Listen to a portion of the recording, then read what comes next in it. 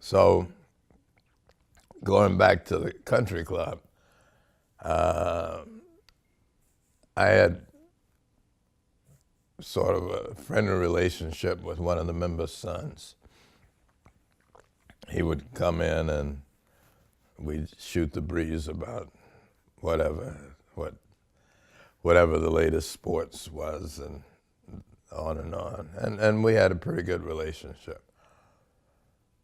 So one day he came flying into the locker room and said, he was admonishing me, how could I do this? I was such a nice guy.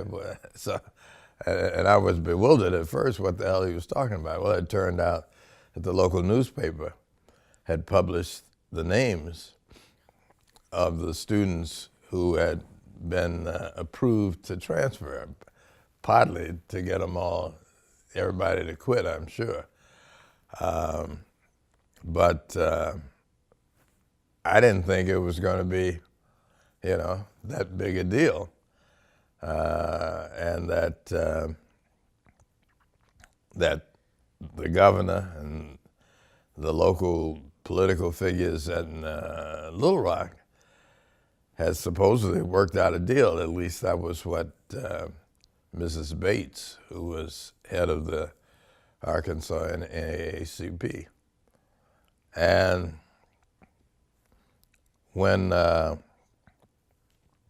turned out that Faubus, the governor, had decided that he was basically going to double-cross the feds, that he had agreed with them initially that things would go smoothly and that he'd support this. And it's really one of those points of what if in history, if Orville Faubus had been supportive of school desegregation, that year probably would have made a number of localities around the country go quietly and not have the constitutional crisis that we ended up with, and the troops and all that, obviously. But I think he was feeling pressure from the segregationists. In Arkansas, the governor had to run every 2 years. So the likelihood was that he felt he had to figure out, doing his right-wing number, and the pressure he was getting, I'm sure, from other Southern governors, because they saw him as sort of the dam holding back the water. And if he capitulated, then it would be pressure on each of them.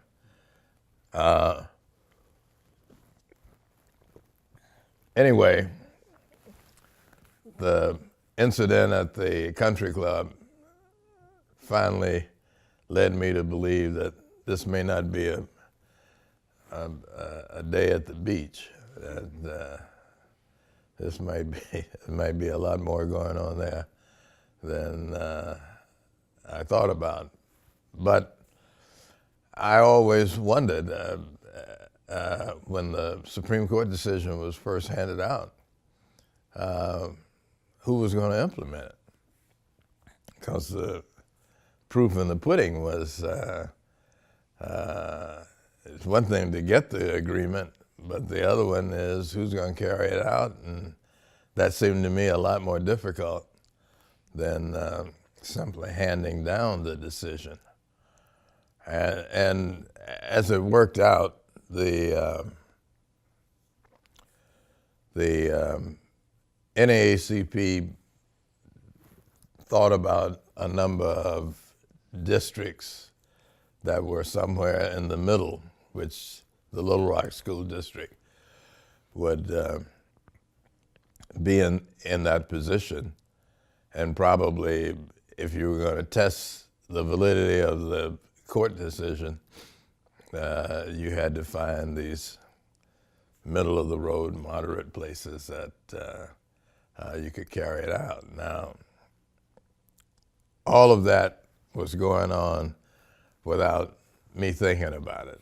I mean, I'm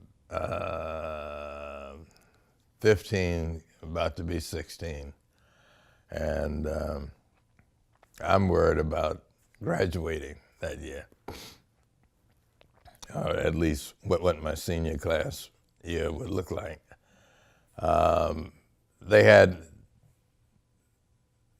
informed any of the students who were eligible to transfer who some of the other students were.